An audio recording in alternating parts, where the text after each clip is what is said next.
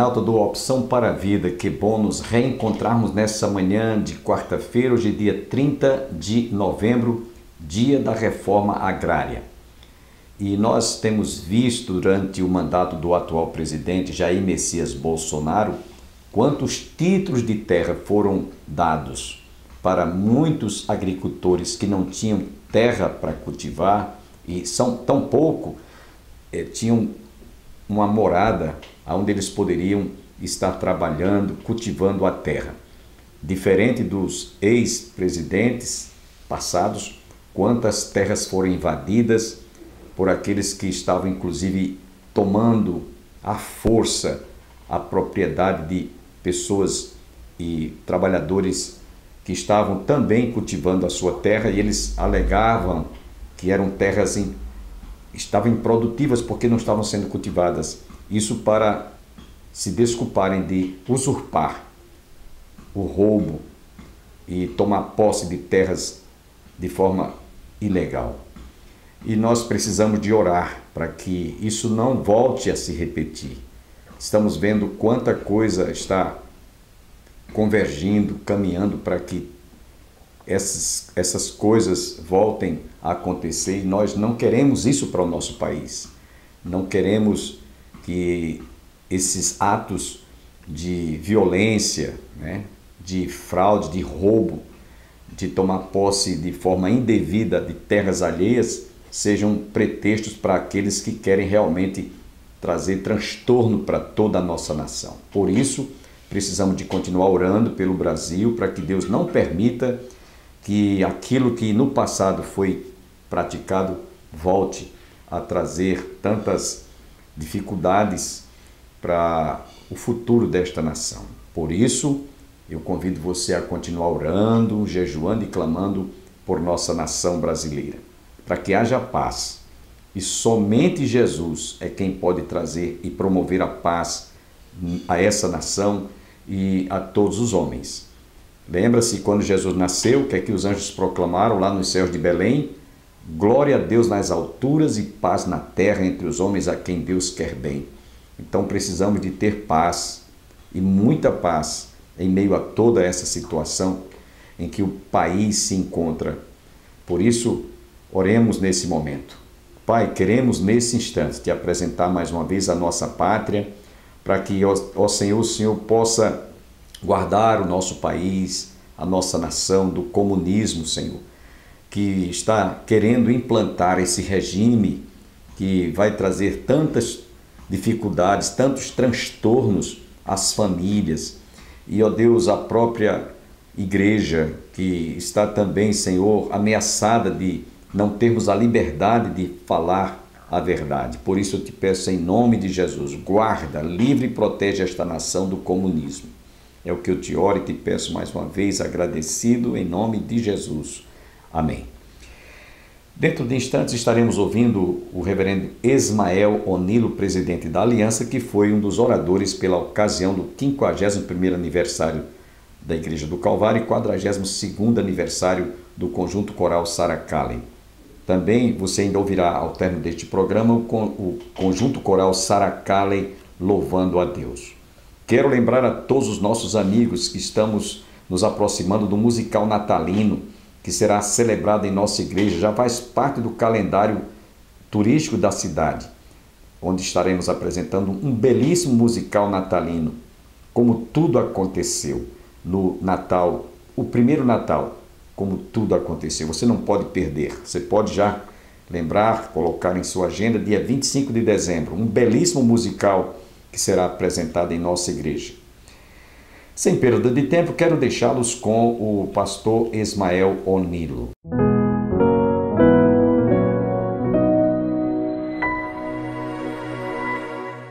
Vamos abrir a palavra de Deus no Evangelho de Mateus, capítulo 16, versículo 13. Mateus, capítulo 16, versículo 13.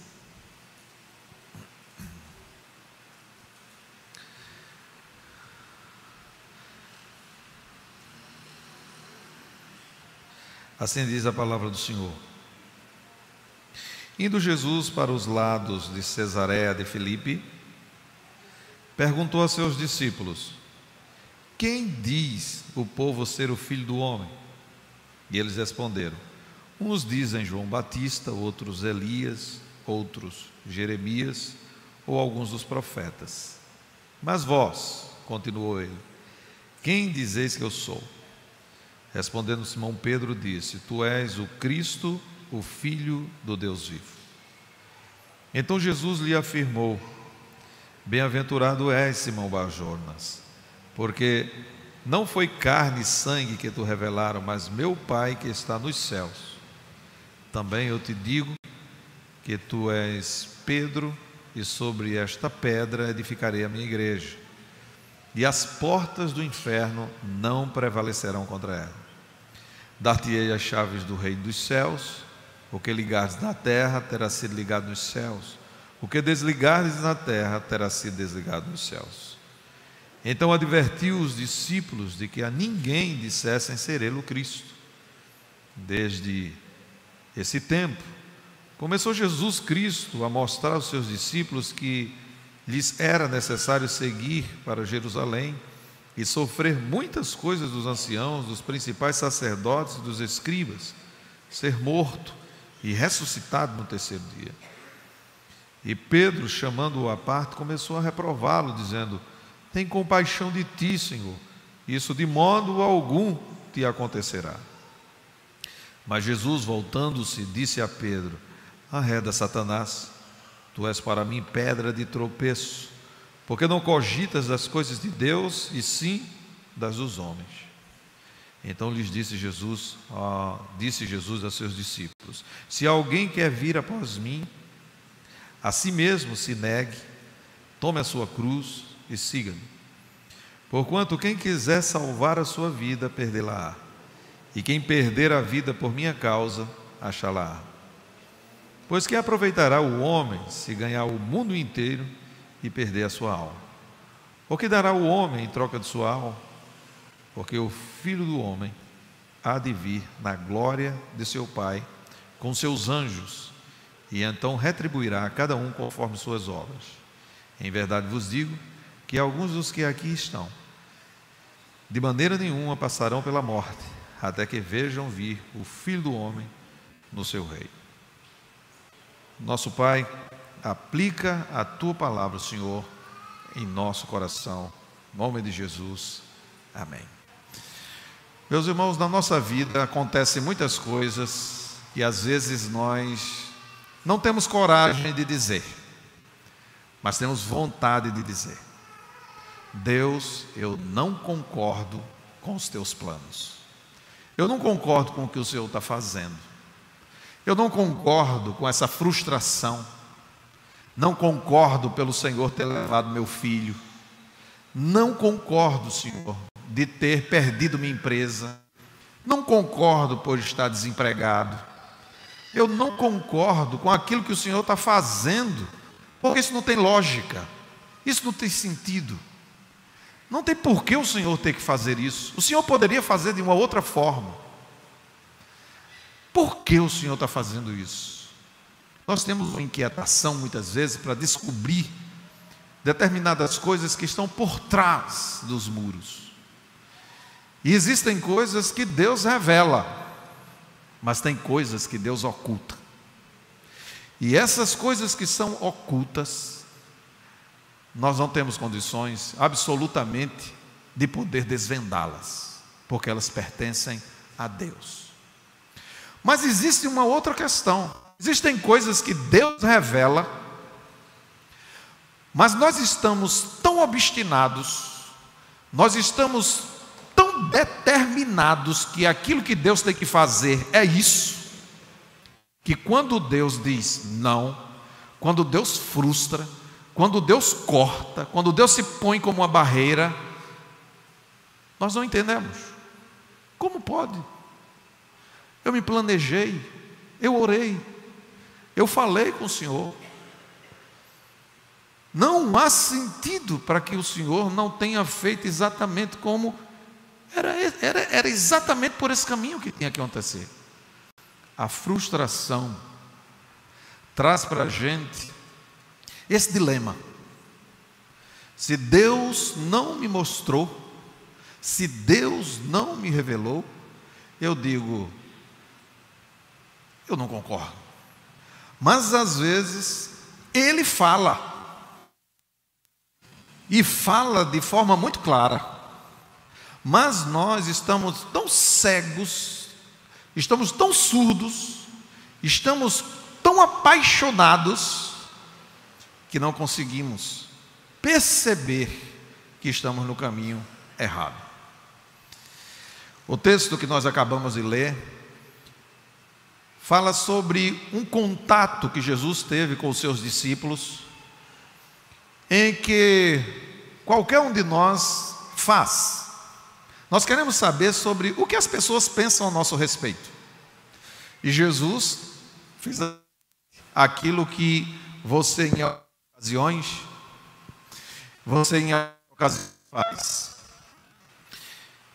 O que é que estão falando acerca de mim? Então Jesus chama os discípulos e diz, olha, o que é que o povo está falando a meu respeito? O que as pessoas estão dizendo acerca de mim? Então, os discípulos disseram, olha, Senhor, uns estão dizendo que tu és João Batista que voltou. Outros estão dizendo que Elias retornou. Outros estão dizendo que o Senhor é Jeremias. Outros estão dizendo que tu és algum dos profetas. Mas então Jesus mudou o foco. E ele disse, tudo bem que o povo esteja dizendo isso, e que não é isso. Eu não sou Elias, eu não sou João Batista, eu não sou Jeremias, eu não sou alguns dos profetas. Mas e vocês? O que é que vocês dizem a meu respeito? O que é que vocês, como vocês me classificam? Deve ter havido um pouquinho de silêncio. Mas o Pai que está no céu revelou a Pedro, aquele que era mais sanguíneo, e falou de uma forma com um ímpeto muito grande. Ele disse, tu és o Cristo, o Filho do Deus vivo. Então Jesus disse, sim, Pedro, muito bem, é exatamente isso, mas não foi você que disse isso por você mesmo. Isso só pode ter vindo do Pai dos céus.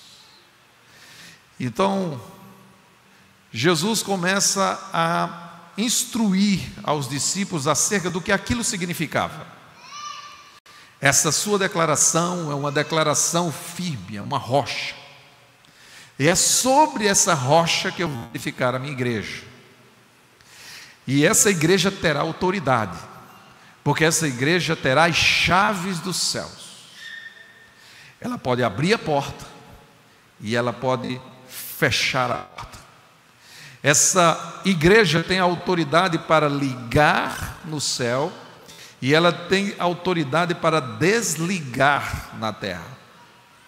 E então ele disse aos discípulos, vocês não falem sobre isso, isso é algo íntimo, ainda não chegou a hora. Não digam que eu sou o Messias, não digam que eu sou o Cristo, não chegou a hora. Então Jesus, ele muda o cenário e começa então a dizer aos discípulos sobre o seu sofrimento. Ele diz aos seus discípulos, ele começa a dizer aos seus discípulos que era necessário porque as escrituras precisavam se cumprir. Era necessário porque era profético. É necessário que eu vá para Jerusalém e eu sofra muitas coisas nas mãos dos juízes de Jerusalém, nas mãos dos anciãos de Jerusalém. Eu vou me entregar. E eu vou me entregar também nas mãos dos principais sacerdotes. Vou me entregar nas mãos dos teólogos. Vou me entregar nas mãos dos escribas. E eu vou ser morto. E eu vou ressuscitar ao terceiro dia. Então Pedro chamou Jesus à parte, tirou ele do meio dos discípulos, levou ele num canto e disse: Senhor, de modo nenhum, não concordo com esses planos, está errado. O Senhor é o Filho de Deus, o Senhor é o grande Senhor, não é possível que isso aconteça. E Pedro começou a reprová-lo, e a palavra de Deus diz então que Pedro disse: tenha compaixão do Senhor, isso de modo nenhum te acontecerá. Jesus então disse a Pedro, dirigindo-se ao espírito que estava, não o espírito, um demônio, mas o espírito que o movia àquela visão. Por trás estava influência, e essa influência era contrária ao plano de Deus. E o Senhor disse: arreda, Satanás, sai para trás, Satanás, sai para trás, porque tu és para mim pedra de tropeço, porque não cogitas das coisas de Deus, mas sim dos homens. A tua ligação é com as coisas que são daqui, desse sistema, deste mundo, não em relação às coisas que são dos céus. E daí então Jesus começa a falar sobre a jornada de um discípulo, e ele começa a falar sobre o sofrimento de um discípulo. Vejam, ele diz que seria necessário que aquele que quiser ser discípulo dele, é necessário seguir após ele, negar a si mesmo, tomar a cruz, tomar o sacrifício, tomar o plano que é sacrificial, o plano cristão, o plano de Deus, e então segui-lo. Porque quem quiser salvar a vida, quem quiser ser triunfante, quem quiser andar em triunfo, quem quiser estar acima, glorioso nesse mundo, vai perder a vida. Mas aquele que perder a sua vida, se entregar, esse vai achar a vida. Veja que é o contrário do que nós queremos. Por que é que vai aproveitar? De que aproveita o homem ganhar o mundo inteiro e perder a sua alma? Ou, como diz o evangelista Lucas sobre o mesmo texto, de que adianta ganhar o mundo todo e perder-se de si mesmo? Se perder, não saber quem é, e se tornar uma outra coisa vivendo nesse mundo. Porque se eu não andar de acordo com aquilo para o qual Deus me chamou, eu vou me perder. Se eu quiser ser mais do que aquilo para o qual Deus me chamou, eu vou me perder. Se eu quiser ter mais poder do que aquilo que Deus me deu como autoridade, eu vou me perder. Querer ser outra coisa, querer outra coisa além do que Deus nos dá, é uma proposta de perder a alma, perder-se de si mesmo. E aí então Jesus diz, ele encerra dizendo que havia entre eles alguns, de que antes de que alguns do que ali se encontravam, de que de maneira nenhuma alcançariam a morte, antes de ver o Filho do Homem no céu. Isso significa um prelúdio do Monte da Transfiguração. 3 deles, Pedro, Tiago e João, veria Cristo glorificado no Monte da Transfiguração. O céu e a terra se uniriam. As 2 representações da lei e dos profetas estariam com o próprio Cristo, Filho de Deus, transfigurado, glorificado como Filho de Deus, assim como Pedro falou, em uma outra dimensão. Como? Nós não sabemos. Mas aquele monte revelou a glória de Cristo no seu reino. O que eu gostaria de destacar, meus irmãos, aqui nesse texto tão famoso sobre a autoridade da igreja, sobre a frustração de planos que nós fazemos, eu gostaria de destacar algumas coisas. Os irmãos têm 51 anos como igreja e são uma referência, pelo menos para mim. A Igreja do Calvário tem uma história belíssima, tem uma história de luta, uma história que vai deixar para aqueles que virão depois dos irmãos muitos exemplos, momentos gloriosos, momentos difíceis, mas sempre os irmãos mantiveram o compromisso com o Evangelho. Louvado seja o nome do Senhor por isso. Mas, meus irmãos, isso não é fácil. Não é fácil manter-se no caminho do Evangelho. Durante esses 51 anos, os irmãos venceram. Glória a Deus por isso. Mas vejam, o primeiro destaque aqui fala sobre a autoridade que o Senhor deu à igreja. Nos dias atuais, pastor Bosco, presbíteros, pastor Júnior, parece que as pessoas acham que a autoridade é dada a elas. A autoridade foi dada à igreja. Parece que as pessoas acham que podem confrontar a igreja, que podem dizer o que quiserem. E vejam, palavras do próprio Cristo. Digo, tu és Pedro, sobre esta pedra edificarei a minha igreja. As portas do inferno não vão prevalecer contra a igreja. E eu vou te dar as chaves do reino. Não foi para Pedro, não. As chaves do reino são as chaves que o Senhor deu à igreja.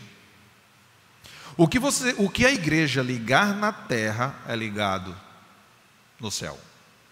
E o que for desligado na terra é desligado do céu. Não fica aqui.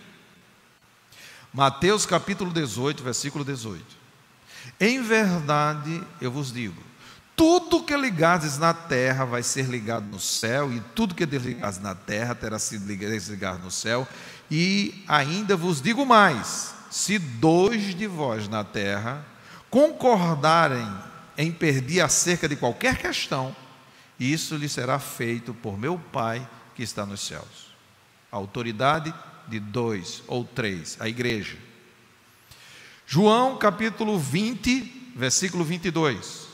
Em havendo dito isso, soprou sobre eles e disse-lhes, recebei o Espírito Santo.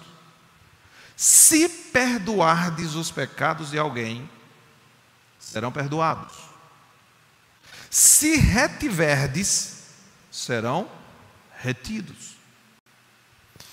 Observem que Jesus está afirmando categoricamente que a igreja tem autoridade. E não é qualquer autoridade. É autoridade para manter comunhão com o céu ou romper a comunhão com o céu. Meus irmãos,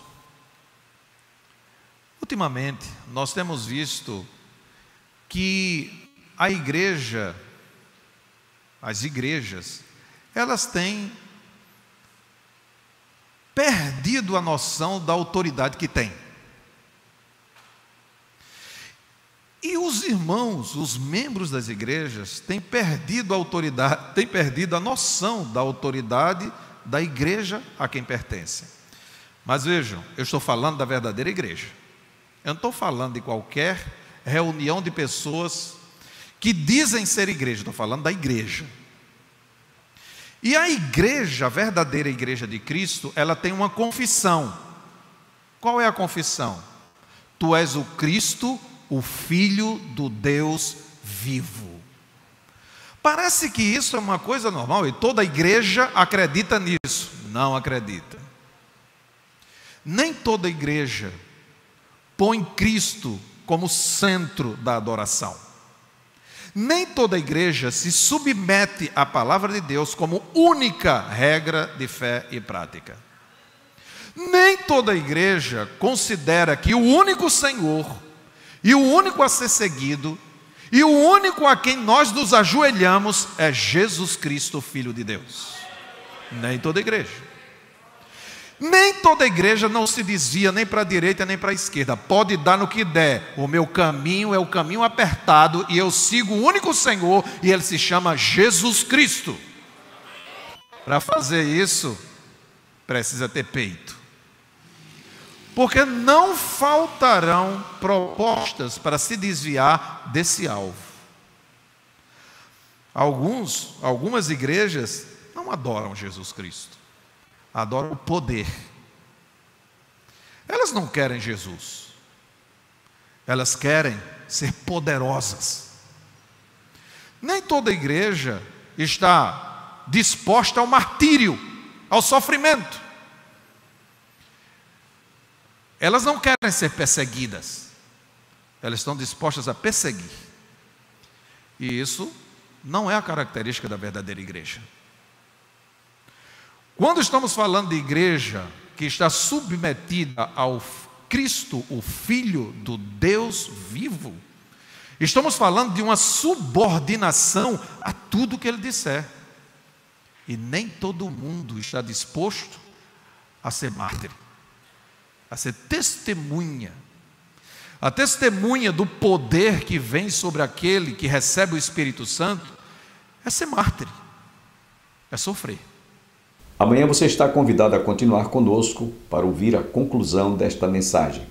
Mas nós vamos encerrar o nosso programa ouvindo o conjunto coral Sarah Calley da Igreja do Calvário. Tenham todos um bom dia, que todos recebam as bênçãos do Pai, do Filho e do Espírito Santo e até amanhã, se Deus quiser.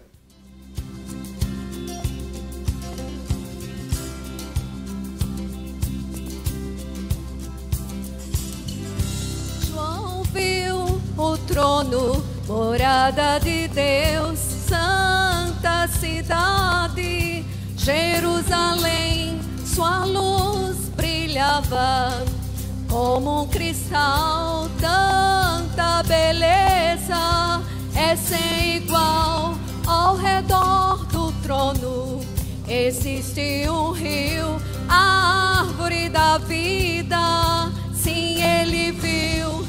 Eu quero ir para esse lugar, Jerusalém.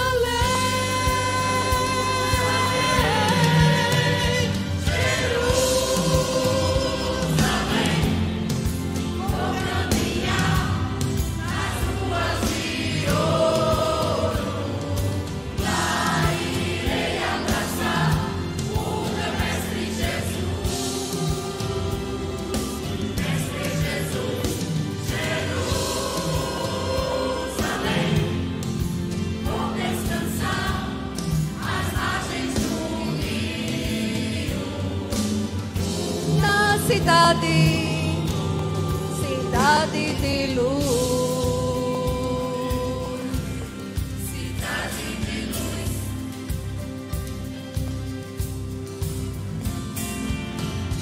João viu os santos louvando ao Senhor, digno é o Cordeiro de honra e louvor. Não viu mais noite, nem escuridão, pois o próprio Mestre, iluminação.